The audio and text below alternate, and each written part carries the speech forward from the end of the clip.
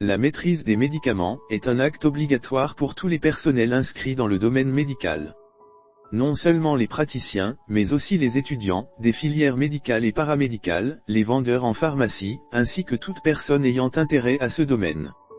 Car c'est très utile de savoir quoi vous prenez comme médicament.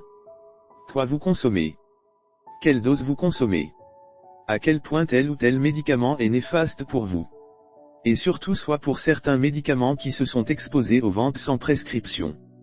Ou bien en particulier les compléments alimentaires et les produits parapharmaceutiques, etc.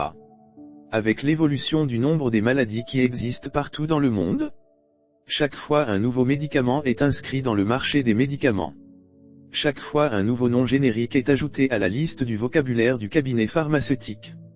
Pour cela, dans cette série de cours, vous allez trouver avec nous une classification du maximum des médicaments existants dans le marché, afin d'être au courant de tous les produits pharmaceutiques. Notre cours va être organisé selon le plan suivant. Au début, on va voir ensemble les notions des bases sur les médicaments. Après, on va voir la définition d'un médicament, ainsi que ses modes d'action. La dernière partie sera consacrée à étudier les formes galéniques des médicaments. Mais avant tout, c'est quoi un médicament?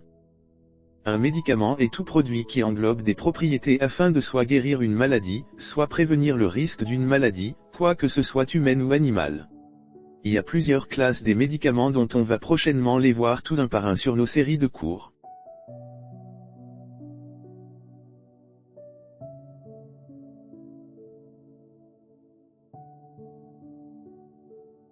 Maintenant, on va voir le mode d'action des médicaments. L'action de chaque médicament varie d'un type à l'autre. Sur cette série, on va baser uniquement sur la classification des médicaments, et vous allez trouver dans les séries prochaines qui concernent les cours de pharmacologie, les différents modes d'action des médicaments en détail. Néanmoins, la majorité soit il s'agisse sur la cellule et sa membrane, récepteurs, enzymes, canaux ioniques, etc., soit sur le matériel génétique. L'action sur les canaux ioniques agissent sur leur fermeture ou leur ouverture, en empêchant le passage des ions correspondants. Il s'ensuit un effet activateur ou inhibiteur.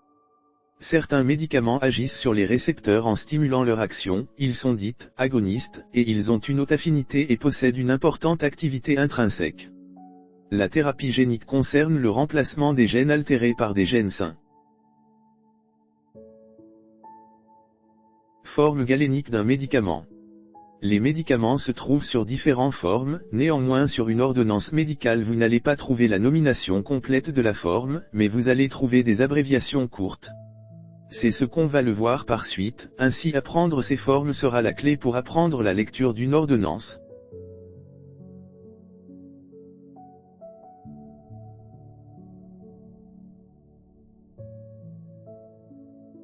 La forme la plus courante est la forme de comprimé. Comprimés sécables, dans une ordonnance, on les trouve souvent abréviés par CP. La deuxième forme est sous forme de gélule, souvent abréviée par gel. Une autre forme plus active et plus rapide, c'est la forme injectable, souvent abréviée par INJ dans une ordonnance.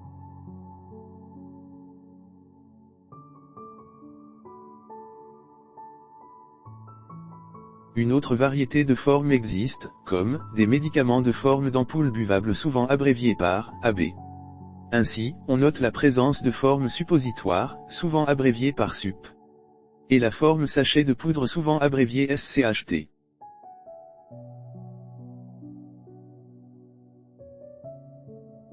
Eh bien, non, on n'a pas encore terminé avec les formes, il existe aussi une large liste de formes galéniques. Capsule, collyre, pommade,